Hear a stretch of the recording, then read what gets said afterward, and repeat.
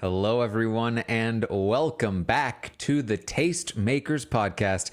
This is, of course, the podcast where we talk about everything going on in the world of TV and film.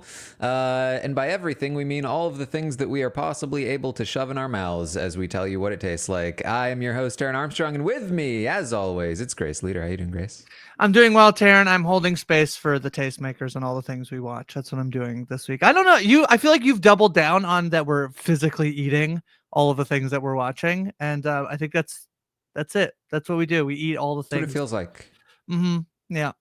People don't understand the burden, you know? There was a Fargo earlier this year had the concept of a sin eater, which is somebody who eats sins on behalf of others. We watch TV. We eat TV shows on behalf of other people, Taran. That's what we do. It is what we do. Well, we've got some things to talk about today. Nothing major in the way of news. Just a couple of announcements, mostly from me. Some new shows from the past week, like Man on the Inside, Sex Lives of College Girls. Of course, the two big movies that came out, Wicked and Gladiator. And then we got some new stuff coming up as well. So we'll keep you up to date on all of it. We're gonna have a good time. I will say, the first thing that caught my eye this week, the biggest thing that caught my eye this week that I was most excited about, and this is kind of a me thing, but I'm very excited about it. There's going to be a new show from the guys that made The Expanse, based on their new series called Captives War. The Expanse, if you don't know, sci-fi show written by Daniel Abraham and Ty Frank, who combined to go under the name James S.A. Corey. Daniel Abraham, I think, one of them or both of them worked under George Martin and went on to write the Expanse series. Show started on the Sci-Fi Channel, eventually got picked up by Amazon because Bezos liked the show and didn't want it to die after Sci-Fi canceled it. So billionaires do good things. Exactly. That's what I'm saying. That's what we've been saying here on the Don't eat Tastemakers. the rich when they're giving us The Expanse. If we eat the rich, we won't have more TV shows to eat. That's what we've been saying. Great show. And they have started a new book series. And Amazon has picked up. Amazon is series. Adapting a book series. Wow. Yeah. Wow. Yeah. So I'm super pumped about this news. I think that this could be very good. I have actually not read this new series yet. I'm actually in the middle of reading one of Daniel Abraham's older series, and I didn't even realize that they had started to write a new one yet. So I'm excited to read this book and to watch this series when it eventually comes out. Is it too early for a plot description, Taran? I wanted to see what it said. Do you want me to read it out? It says, Please. Set in a distant future of galactic empires and alien civilizations, inspired by the biblical book of Daniel, the Captives War follows a group of prisoners who rise from the ashes of catastrophe to destroy their conqueror society from within. Okay, I'm in. That sounds sci-fi and, a rebellion of hilarious. Again, Amazon's like, we'll take the show that's about destroying the empire. You can do that. Yeah, dream about it instead of making it a reality. Watch it on TV. What I will say about these authors, especially Daniel Abraham, who I've read more of at this point, very good at character work, very good at creating what feels like a very realistic and grounded setting that also feels very expansive, so to speak, and epic. So expansive, yeah, from the Expanse people. Okay, I'm into it. Can I tell you, embarrassingly, I've never watched The Expanse. That's a little bit of a mea culpa on my end, and I'll rectify it at some point. But yeah, and then this is my favorite thing when I hear about something that's being adapted into a book, and it's like, oh, I'm gonna go to my bookstore and see if they'll order the book for me. I'll have it on my shelf, and will I read it?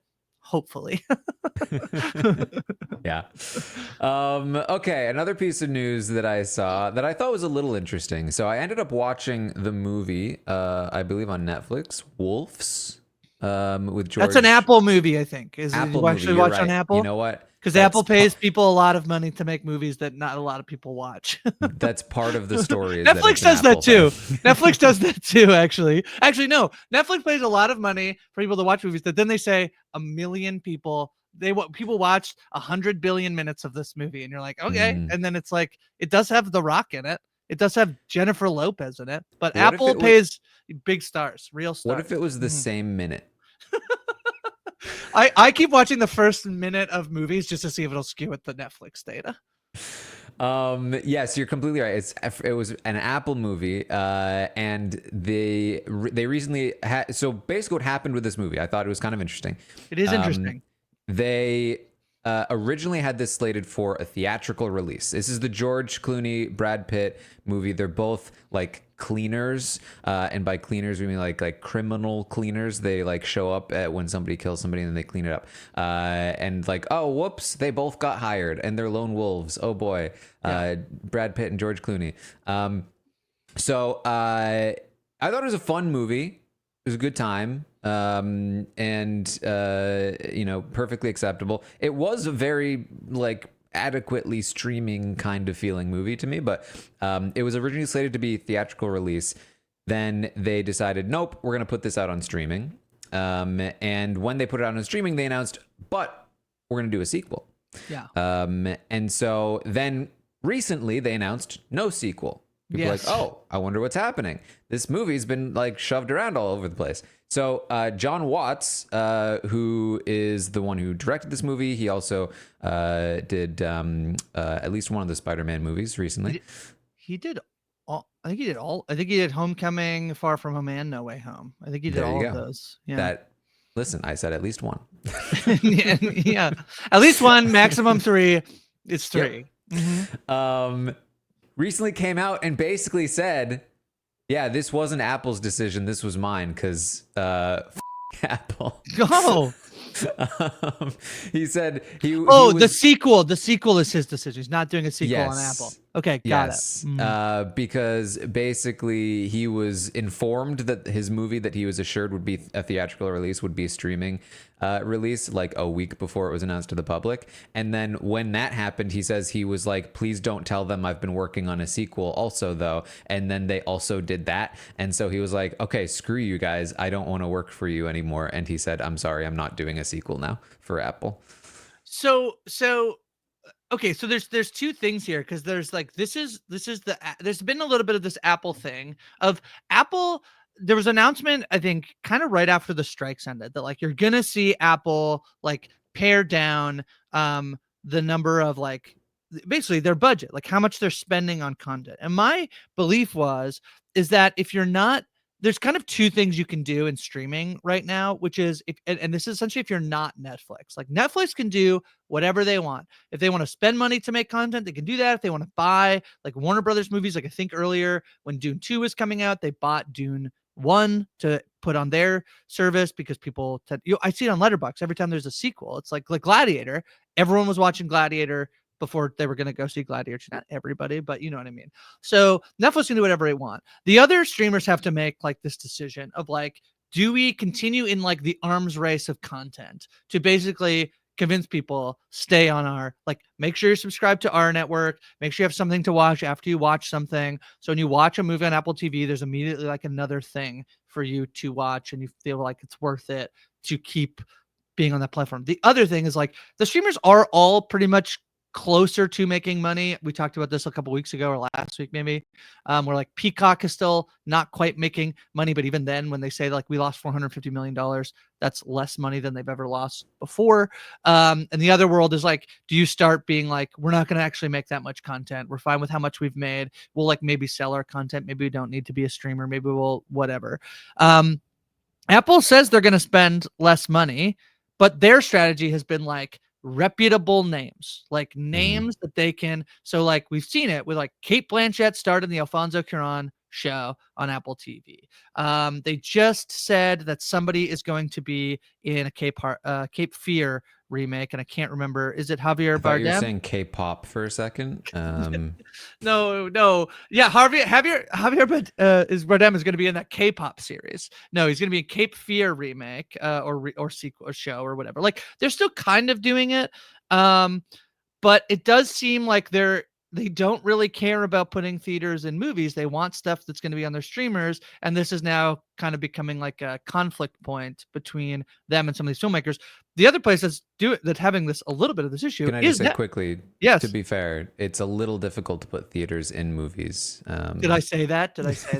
Well, you can take the theater out of the movie, but you can't take what? I don't know. Although, if you put a theater in a movie, it might be more capable of winning an Oscar. Maybe. The Netflix is having this too, where they signed Greta Gerwig to the Chronicles of Narnia movies, and she was like, "I want it to be in theaters." And then it sounded like there was the debate internally at Netflix to be like, "We don't want to put it in theaters." She was like, "I really want it to be in theaters." And Greta, I have to say, if you wanted movies to be in theaters, you shouldn't have signed a movie deal with Netflix. But it does seem like they've bent, and the Chronicles of Narnia movies will be released in theaters. So I don't know. The problem is that streamers have a lot of money, Taran, and then they'll pay a lot of money to people who, want to make movies and then want their movies to be played in theaters. But seems like streamers, a lot of them don't really want their movies to play in theaters. So I don't know. Well, yeah, I mean, especially Apple in terms of having a lot of money. But yeah, I thought this was interesting in that Apple's whole strategy seems to be like, working with these high profile people and to sort of, mess around with a high profile director like John Watts.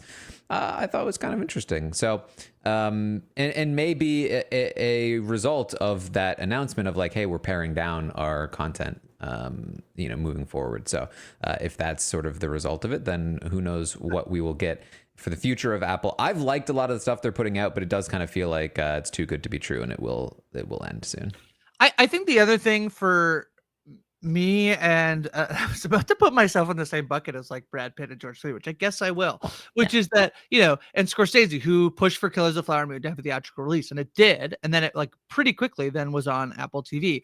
I do think that there is this thing, and I feel this way, and I feel like I kind of like got a little past it when we have this debate about like, should shows be binged or should they be released in a binge or should they be released streaming? There is a way in which like I think like you and I and a lot of people that I know who prefer it one way or the other in terms of most of the time. Sometimes there's a show that drops and like that was perfect as a binge. I wouldn't want it any other way. But of course these people who there is a niceness and a way in which I watch a movie differently if I watch it in theaters. I appreciate things more at a theater than I would when I'm watching at home, where I can have my phone out. In a theater, I get very mad if someone has their phone out in the way I don't at home, because I'm watching it at home. But I just don't think streamers. I'm so bad at myself right now. Oh, okay. To be fair, sometimes I do get mad at myself being on my phone, Taran. I have to rewind and rewatch it. But there's this thing that like I think like some of us are holding on to, that like the people who run these mega billion-dollar corporations like really don't care about, and we're like fighting up against that, right? And then the other thing is like there's these old metrics I think some of us are even holding on to try to be like, but look, it's success, which is the box office.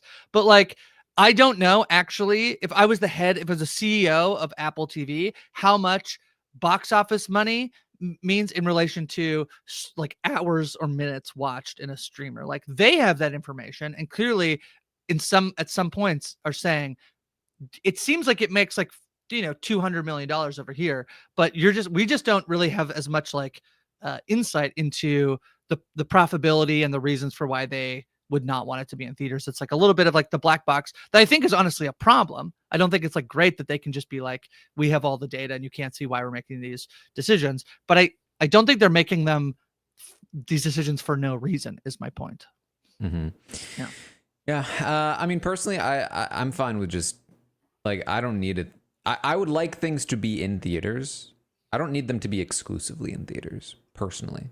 Like, I don't mind the choice. I wanted to go see Wicked this weekend. Mm-hmm. Couldn't. It was too booked up. So I didn't. I'd still like to see it in theaters, probably. but I can't see it in the good theater because Moana's coming to the good theater. And so I just don't get to see Wicked in that theater. And if I don't see it in that theater, then I kind of don't want to see it in theaters. I'd rather just watch it at home. But I can't do that either because it's not at home. So personally, I'd be happy with simultaneous releases. But I know that makes less money for certain people. So. Yeah, I know. I love when Dune 1 came out, and I watched it in theaters and went home and watched it again on my couch. That was literally the best of both worlds. It's cool. It's cool stuff. Yeah. Mm-hmm. Okay.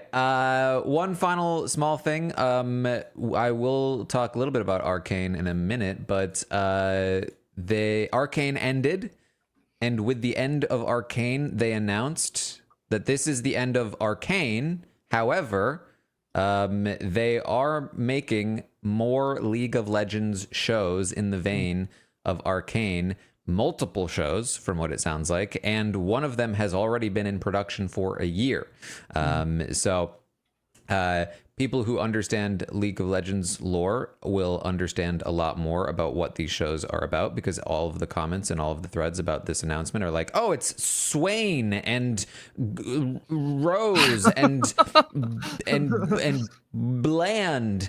Hilarious that last week I was like, Mario was like, I like the show, I wish I understood it more, and then they're literally just saying words that make no sense to me. I watched the whole thing. Makes no sense to me what they're saying. I know. But so people may or may not be excited about the characters and names or whatever listed. But interesting that they're going through this. Of course, Arcane has been a massive success and is topping the streaming charts this week, from what I understand. For what it's worth, I think Arcane Season 2 was in production for 3 years. And Season 1, I think, was in production for like 6.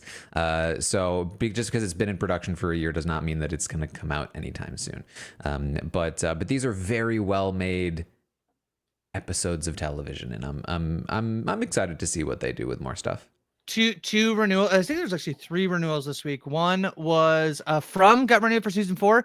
I've never seen so many people say, "Can you please be talking about From?" I believe on the weekend program they will be talking about From in full spoilery detail and making sure they finished and watching it. That is happening soon. So From was renewed. I believe that Star Wars Visions got renewed. If you're interested in that, and then also there's one more show that got renewed. Oh, Day of the Jackal got renewed for season 2. So those are very exciting.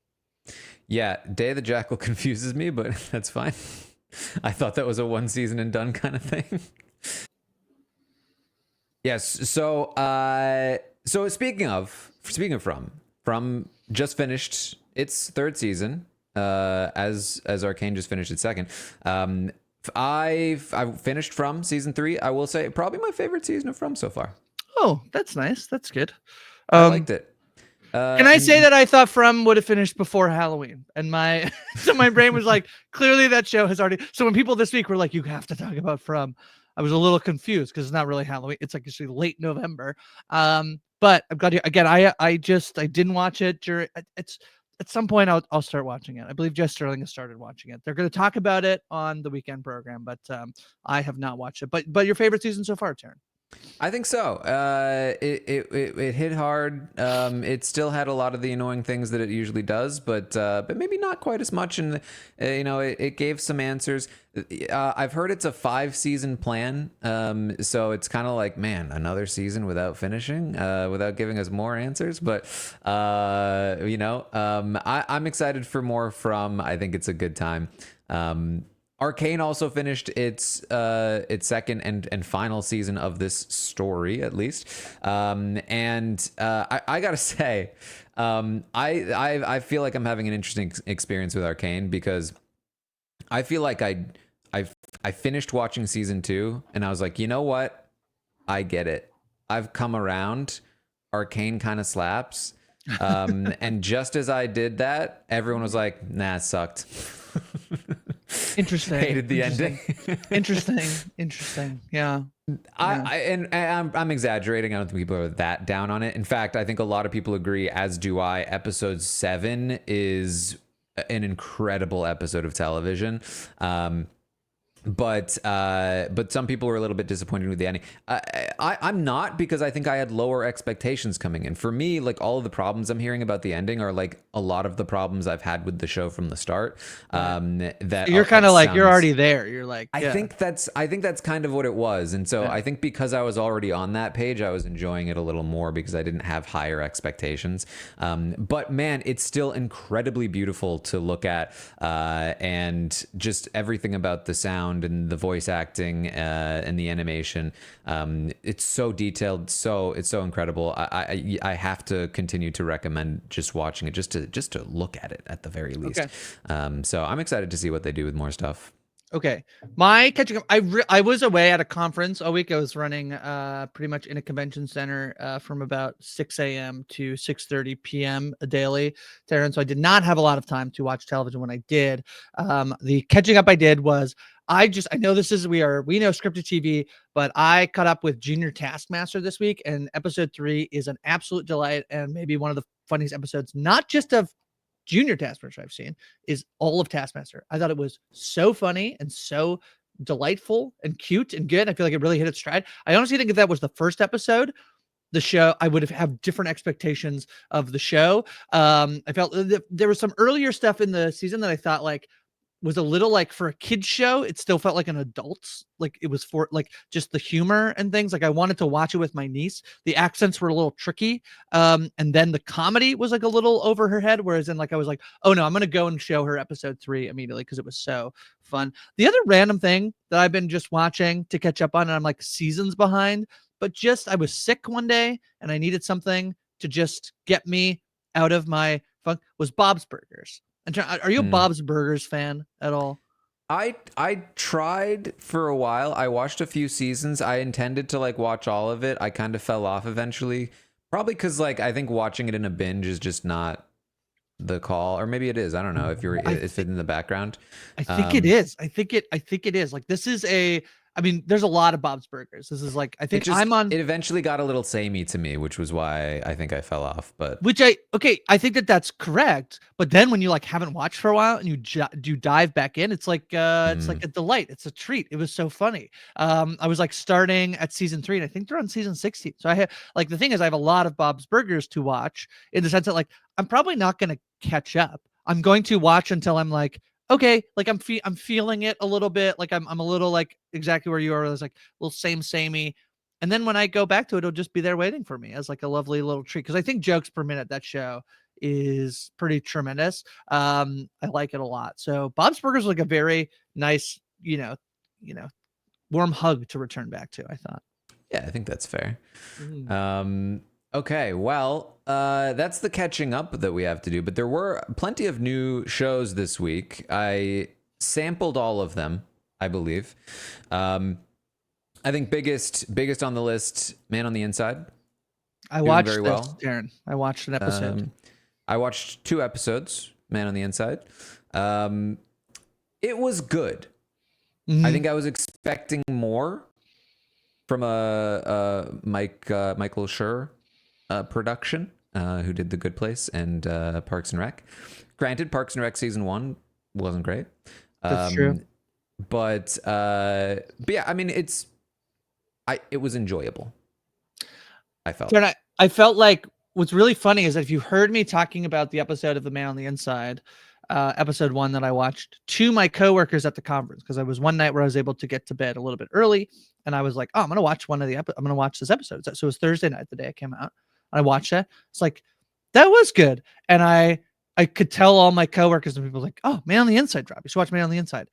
But I think on the Tastemakers, now that I am giving different recommendations. On Tastemakers, I'm like, yeah, it doesn't quite hit my like, this is the best show I've ever seen. You got to go and watch it. You got to watch immediately. But it was nice. It was a nice show. To my friend, I'm like, oh, I think this is like an easy hit for people who it's simple. It's cozy. It does have that like Ted Lasso, more Good Place than Parks and Rec, I feel, where there's a little bit of like Ted Danson is a good guy in this show. So from what I've seen so far, it kind of gets put into a weird situation, but it's he's more Ted Lasso than he is, I don't know, not Ted Lasso. Like he's a little nice. So it doesn't have a lot of edge, but it's comfort. Again, that's why I'm like, maybe like the Bob's Burger thing. And well, maybe we'll see, Terry. We just said, I don't know. I know you folks had an election a couple weeks ago that didn't go. It went the way you wanted, I think, Taryn, but not the way other people wanted. And I feel like there was an immediate reaction of the shows that hit in 2016, post 2016, were like Ted Lasso, Schitt's Creek, like heartwarming, fuzzy. People were like, on TV, I don't want like anger, like I just want something nice. And now that this is like the immediate thing, but I kind of feel like I wonder if that's like it, not that they had timed it, like I think that they thought that somebody else would win, but here is the show that's going to hit on Netflix, and I wonder if it could just be a little bit of like, it's very popular, it's not the best show you've ever seen, but like it's good. Yes, and basic premise is that Ted Danson goes into a retirement home to help a private investigator investigate a theft of some sort. And so it's, yeah, what I've heard from people who have watched more of it is that if you're expecting it to be more than what it is, that's not what it is. It is exactly what it is.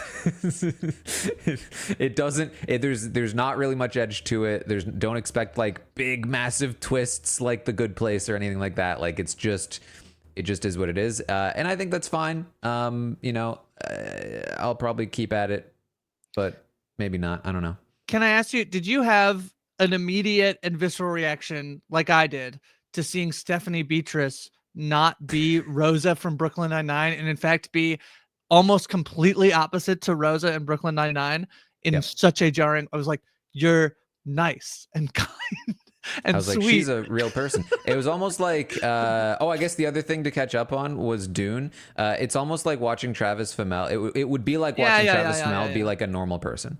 Have you seen him as a normal person? He's extremely Australian. That's what I'm saying. I've never seen him in an interview, and I'm scared to. There's a clip I'm going to send you that's just him being so Australian. He's just like outback Australian dude, bro. Does he not do the eyes thing like in real life? Not real. No, he just seems like he's a that's friendly, weird like, to me. Yeah, we'll see. I'll send you this video. Yeah. Anyway. I will say I liked the second episode of Dune more than the first.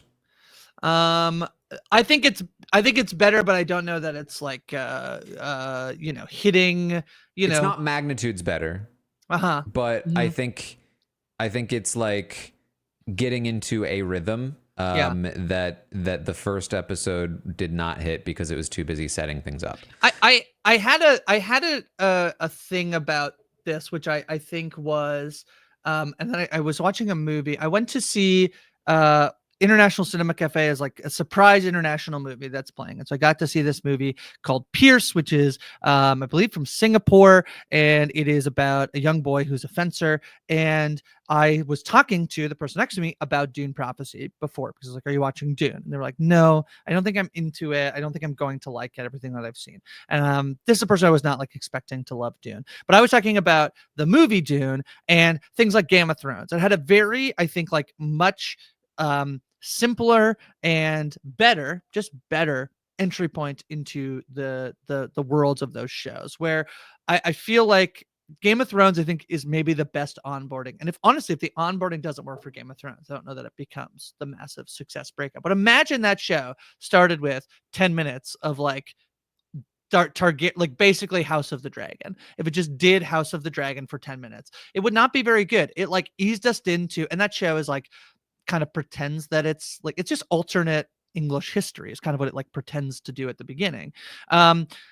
And then Dune is like I think it's turning on a different dial, which is that like it's the movies, not the TV show, which is it just puts you there, and then you have to kind of like figure it out what's going on. And Dune Prophecy did kind of the worst of both, which is like long exposition, long stuff, wanting to like drive it. And I was talking about this movie that I immediately after I watched the movie, I don't know a single thing about fencing other than that each of them have swords, and if you hit someone with the sword, you get it. And the movie is doing this thing that's being like, parry, like, you know, it's saying all these words, and I'm like, I don't know what's really I don't really know what's happening other than, but I get the vibes and the feeling of what it wants me to feel, which is that like this kid isn't really good at fencing until his brother teaches him how to fence and like what he needs to be doing. And I was like just immediately thinking about the conversation I had about Dune, and was like, this movie, this like international movie, did such a good job of like putting us into the world in a way that I think Dune Prophecy did not. I do agree it got better because it wasn't doing all this setup and heavy lifting. But I kind of feel like for the most part, the second episode of Dune was kind of just like run of the mill story.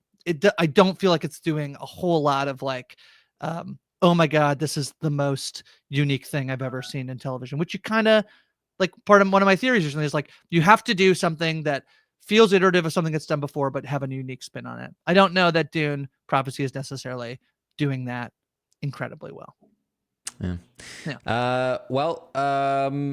Stay tuned. We may talk more about Dune in the future.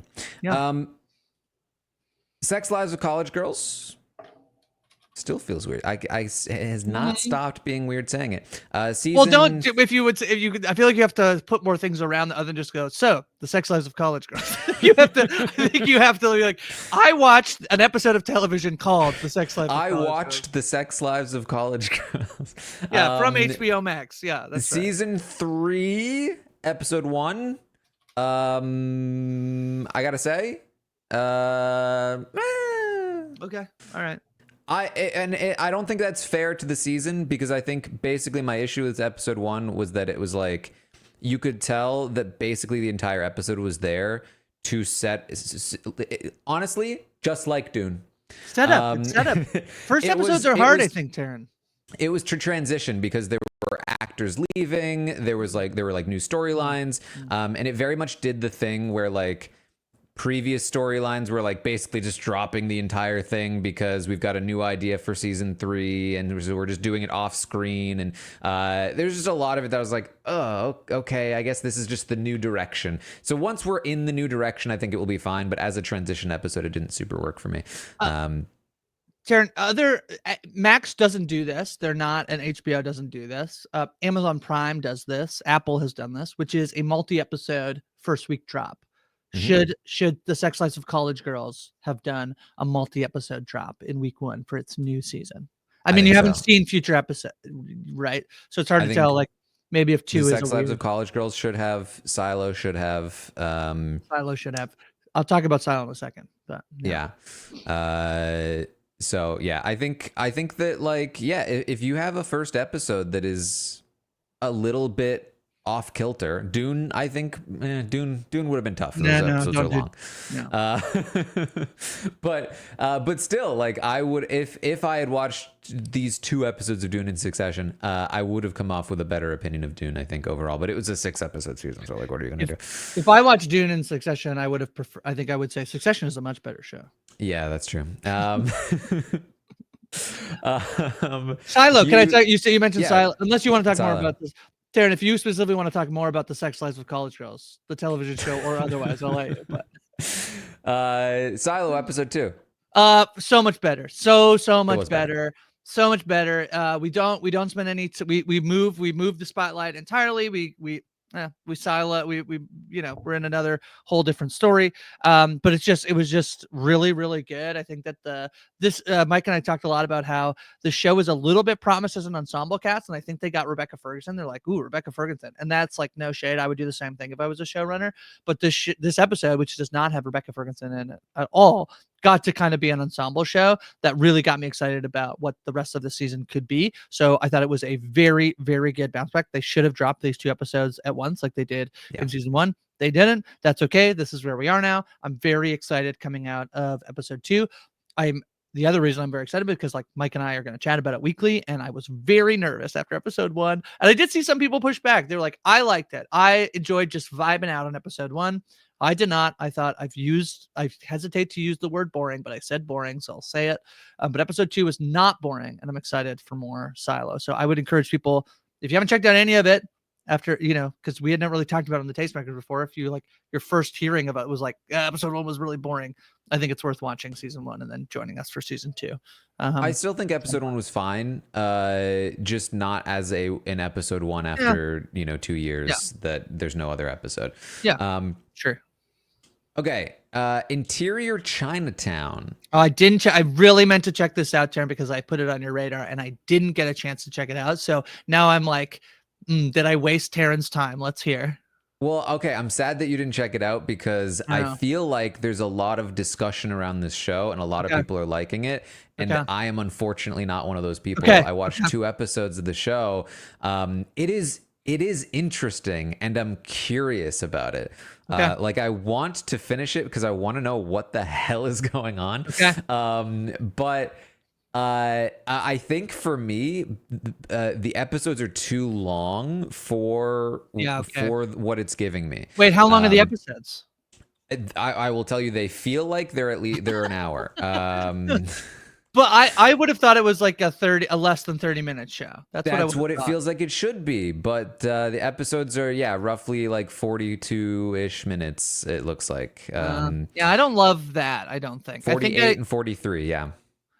There is this world where, like, I mean, we're gonna immediately have this conversation as soon as The Bear gets nominated for comedy again. We're all gonna be like, oh, outrageous. But I do think there is something to, like, the lines have been blurred between comedy and drama in a way, and this does feel like it's one that, like, everyone they've cast in that show, seemingly, I mean, the two people that I know are comedians, but then when I read a little bit more about the story, it does feel like there's the potential for it to be more dramatic. So I guess I see where the episodes end up being these 40-minute shows, but my instinct would say, like, less is, without ever seeing it, less is more. My question for you, Taran, is, no, go ahead. Sorry. Genuinely, if you cut it in half, roughly, Yeah. maybe even 2/3, I think I would really enjoy this show.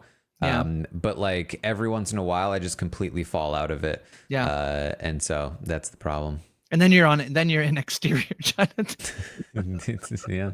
Okay, my question for you, which is also a question for the audience, which is, like, if you see that something's based on a book, are you more likely to then give it a shot to finish? Like, how, like, what does that do? Like, if it's bad, it's bad. You're not going to watch it. But if because this is based on a book, Interior Chinatown, Yeah. it's based on a book. Does this give you more, like, maybe I should check it out? Because my instinct is that, like, if it's successful enough as a book, it then gets, not that every book that got picked up to be adapted is like an amazing book, but somebody said there's a complete story here, in a way that they might, if they don't have that, they don't. So does that, like, do anything for your, like, oh, I should stick with it or I shouldn't stick with it? Yes. The fact that this is based on a book has made me feel like I should try to stick with it, and also made me feel like the parts of it that I find more boring and not as interesting must be important in some way. Right. But it's just too long. There's 10 episodes. They're at least 40 minutes each most of the time. And I just don't think I'm going to be able to get through the whole thing, given just my lack of interest at the moment. But I really want to know, like, what is happening. Well, the other thing that can happen is I'll watch it and then you don't watch it, and then offline I'll be like, this is what happened, Yeah. So that's so interesting, though, to hear you say, like, oh, it's 10 episodes, because there is this thing of, like, why don't we get 24 episode seasons anymore? And you're like, I'm not with those people. Okay, all right, No, great. I don't Okay, good. associate with those people. Sometimes I am. I'm not 24 episode season person, but you know where you can get, well, not even on network TV, you can't get those anymore. Like, what's Matlock gonna be? Have you been tempted at all to check out Matlock? Because my mom, I know it's very popular. My mom keeps telling me it's good, and then also, like, people who are in our circles, Taryn, keep telling me it's good. And I just wonder how many episodes that will end up being. We'll see. Looks like maybe only 8. So even network dramas are not like 24 episodes anymore. Yeah. Okay. The Listeners. I watched episode 1.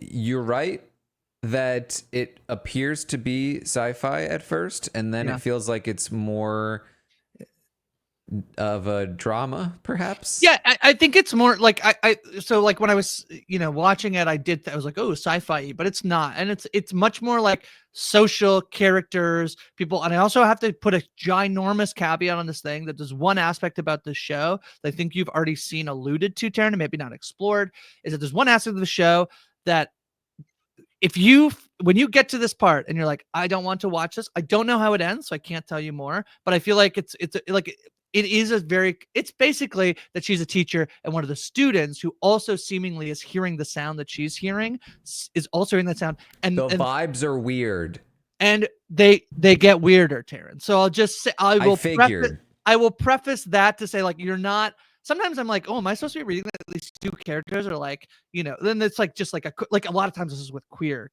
characters, Taryn, where I'm like, are they like, is it happening the way I'm thinking it's going? And then I'm like, oh yeah, it is.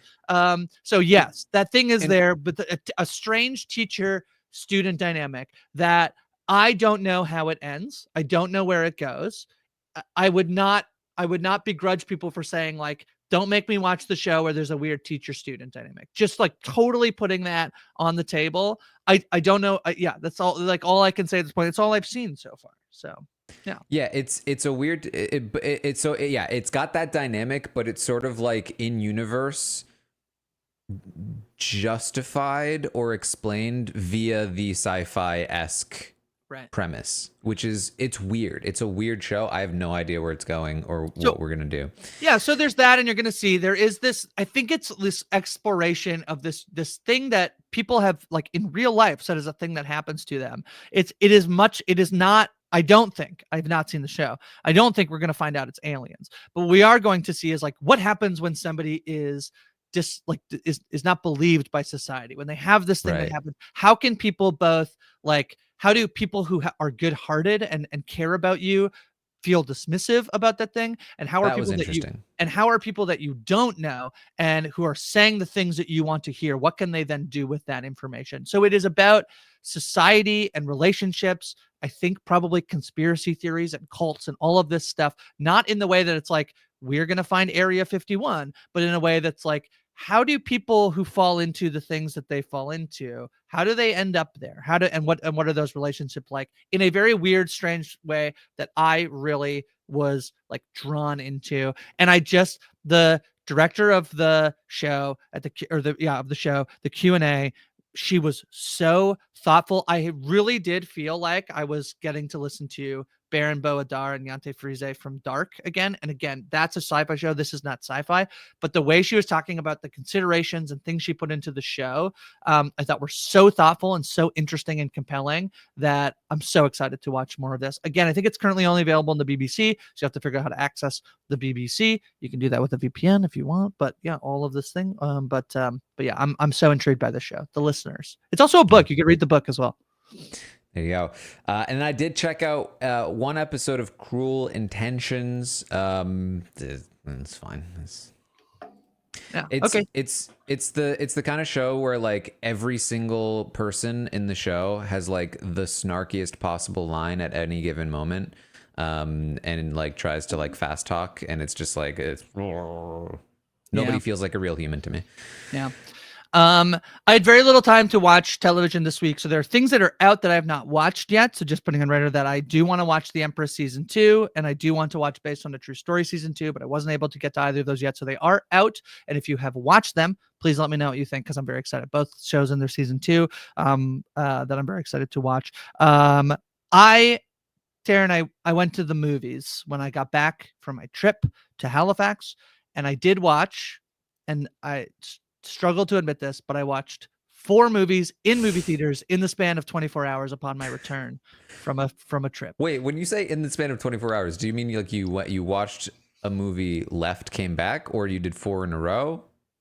I got back to Toronto, where I live, at about 4 p.m. and I went to the movies and I watched Wicked, and then I watched Gladiator, and then I went home, and in the morning, I did do Glicked back to back. And then I came home, and in the morning I went to go watch International Movie Club, which is at 10:30 a.m. And I watched that movie I was talking about, Pierce, which I'm not going to talk a lot about because I don't think a lot of people, not going to be up here. It was good. I will say at some point in the movie, it goes from a 5-star movie to a 4-star movie. I will just say that. Still very good, well worth watching, but there's a point. If Pierce is on your radar, let me know. I have to speak out against the 5-star rating system that you just what put out. Because I was giving something a 5 stars before I had finished watching the movie. As long as you skipped the 4.5 stars on the way down to 4 stars, I'm okay with it. I did. Okay. The thing that happened was worth me basically docking it 2 points, or on a 10-point system 4 points. I think it's that big of a. I had to reduce it to I hated the ending so much. So yeah. And now I've ruined Pierce forever because everyone's going to be like, oh, this is so good, but there's a bad ending coming. And I'm sorry, I can't do anything about that. I just said it. And then I watched an advanced screening of Seed of the Sacred Fig, which is a early front runner for Best International Feature and maybe has a chance to get nominated for Best Feature at the Best Picture. It is a Iranian film where the director of the film, because he made this film, before it was ever finished or made public, was given an 8-year prison sentence in Iran for making this movie, and he's currently in exile in Germany, but I got to go see him speak publicly before and after the movie of Seed of a Sacred Fig. It's about the Iranian protests that happened in 2022 and 2023, and the movie has a fictional narrative that is filled in with the Instagram, like social media footage of the protests that happened at the time. Basically was incited because a woman was not wearing her hijab. I don't know exactly what happened, but basically she was arrested and the police killed her. And that set off these violent protests about women's freedom and women's rights in Iran, and more than that, just like Iranian fascist regime. But yeah, he was sentenced to 8 years in prison for having just made this movie. It's very, very good. It's well worth watching. I think it's important for people to watch, but I watched Seed of the Sacred Fig, and now I feel bad that I'm like, and now Wicked and Gladiator. Okay, my questions about Wicked and Gladiator. Yes. Because basically what I've heard is that Wicked is very good and Gladiator is very meh. So I think my first question is Wicked as good as people are saying it is? On a scale of like goodness, how good is it? As somebody that has never seen Wicked, and you know, not that this isn't my style of movie. In fact, I think I might quite enjoy it. But will I think it's as good as the fans of it do? I think it's good. Or is it like just kind of like a good movie, or is it like a great movie? You know what I mean?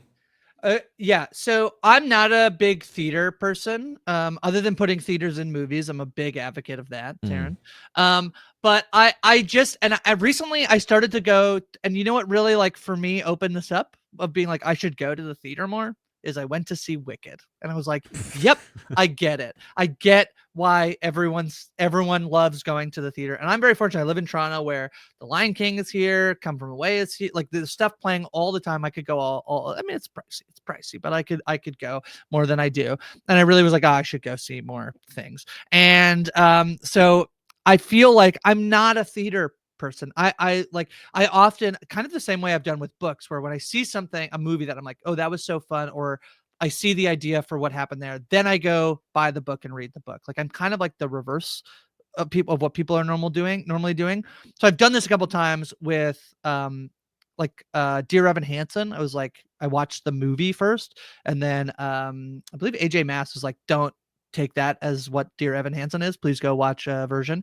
So I did that. And then the same thing with Hamilton. Like I knew nothing about him. I've never seen Hamilton live. It just hasn't, I'm in Toronto. It doesn't play in Toronto a bunch. So, but I loved that the movie, like the stage version, which is, you know, not exactly a movie, but all that to say, like, it's really hard for me to tell. It does feel like this has both, it's doing both things, Taran, I think, which is it is both super fun for people who are the biggest fans of the stage format, and it's also just an incredibly well-made, well-crafted movie. It's stunning. It's beautiful to look at. The performances are great. I think Ariana Grande and Cynthia Erivo are both quite tremendous.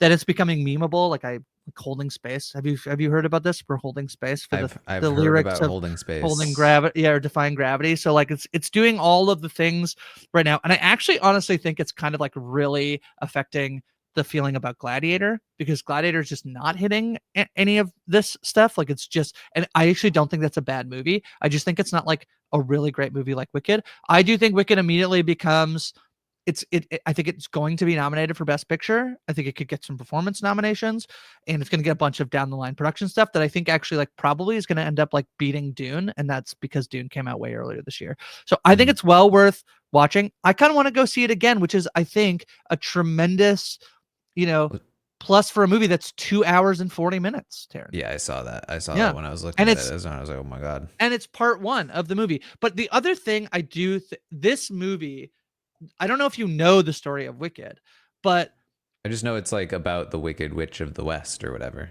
yeah, and so and Glinda the Good Witch, and they are, I was really delighted, by the way, when I first watched it. Like, oh, I kind of knew what it was, but I didn't really know what it was, if that makes sense. And the themes of the story of this movie are, I hesitant to say feel good, because I don't know if they're feel good, but I think they're going to be really resonant. And again, especially right now, like late November, a month out of everything that happened in America about, less than a month ago, I do think that there is this like thing in the story.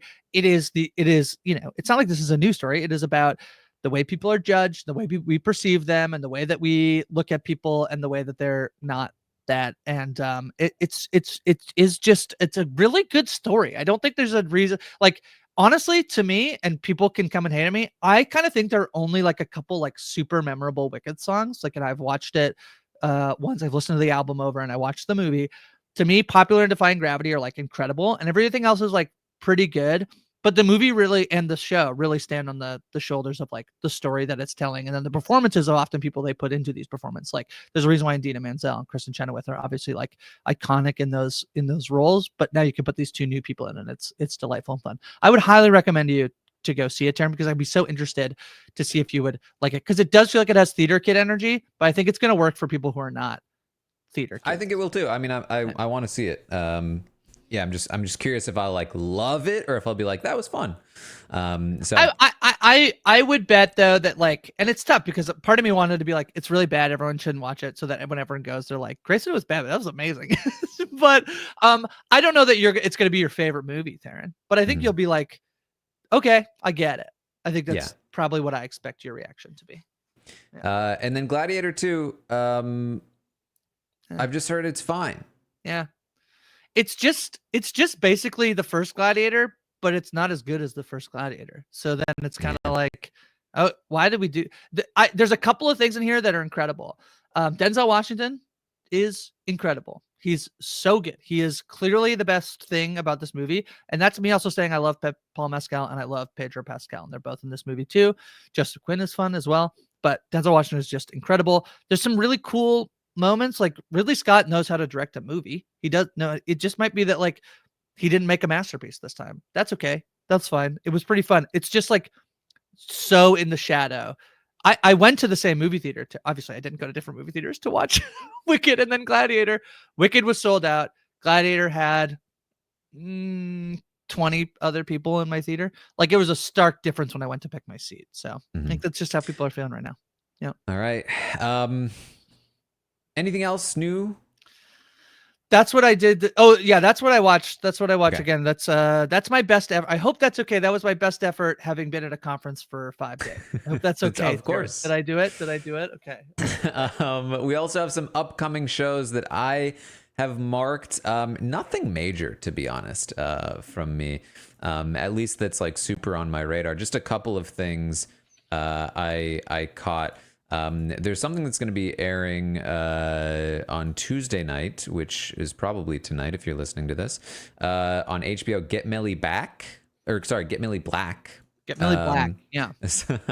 I don't know much about it other than it's on HBO, and it's sort of like it's an ex-Scotland Yard detective who returns to Kingston to work missing persons. So it's kind of like a crime drama kind of deal. Who knows? Then we've got The Madness, which is going to be a Netflix show, which is also, I think, kind of a crime thriller drama. Coleman Domingo. This is the big thing. Yes, has Coleman Domingo, which is one of the reasons why it stood out to me. That could be fun, could be regular. And then also The Agency, which is going to be on Showtime, perhaps. Paramount Plus with Showtime. This is like a spy, covert CIA agent is ordered to abandon his undercover life and return to London Station, and it's got Michael Fassbender.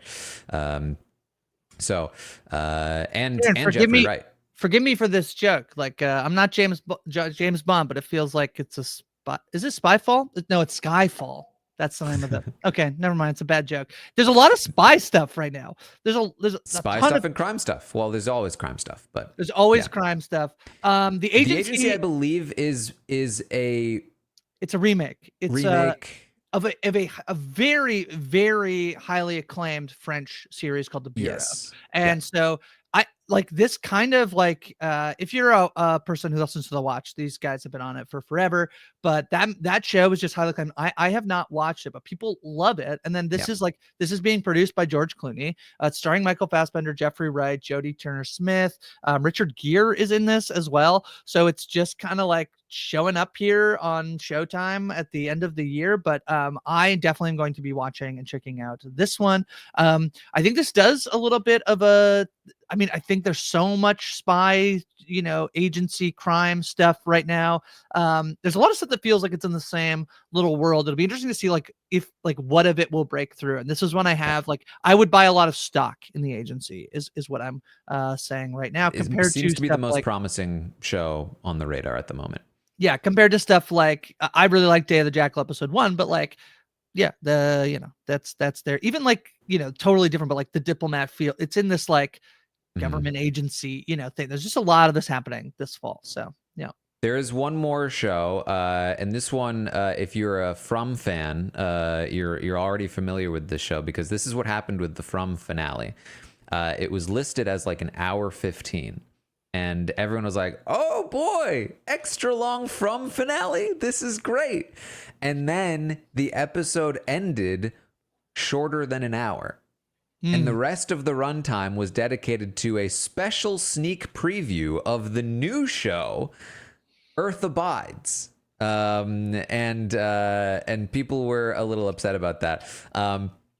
So this is this is a fantasy sci-fi show with Alexander, what is his Ludwig, I know him from Vikings. Oh yeah. And it's sort of like a plague wipes out humans mostly. And this guy has to restart civilization or something along those lines. Right. So we'll see. I didn't watch the preview because I was like, I'm going to watch this episode anyway. This is stupid. Yeah. A couple more in the have already come out, but just you and I aren't talking about it. People are liking Landman, which is the new Taylor Sheridan show. There's a little bit of Taylor Sheridan is back. That's a little bit of seeing that. And Lioness is having quite a moment in season 2. Lioness too. Yeah. So those are shows that are out that people are pretty high on. And then for movies this week, Moana 2 comes out. Yeah.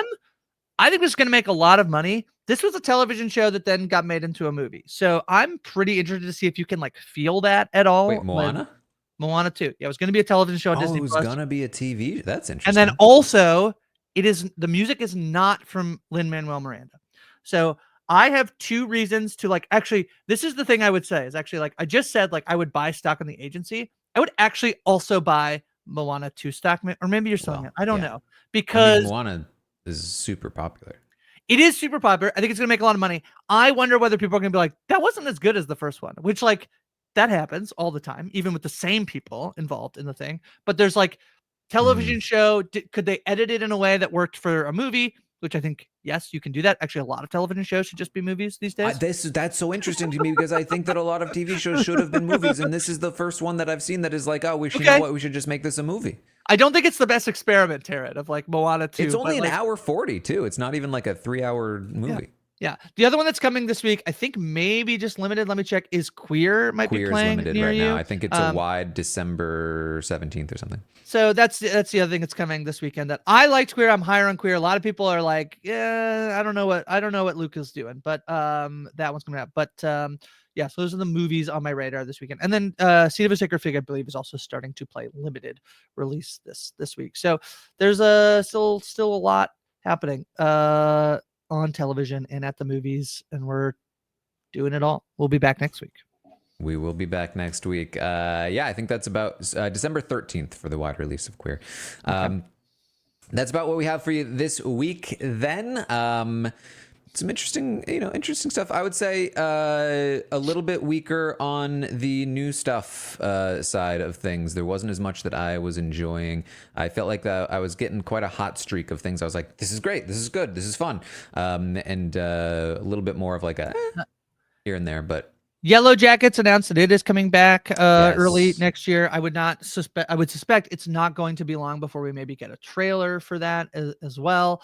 So yeah, lots of little bitty news trickling out. But I would agree with you that it feels like it's like, I mean, this would make sense if you're going to drop your show soon. Like, we're not going to get a lot of stuff until I think probably like, like Squid Game is coming out on Boxing Day.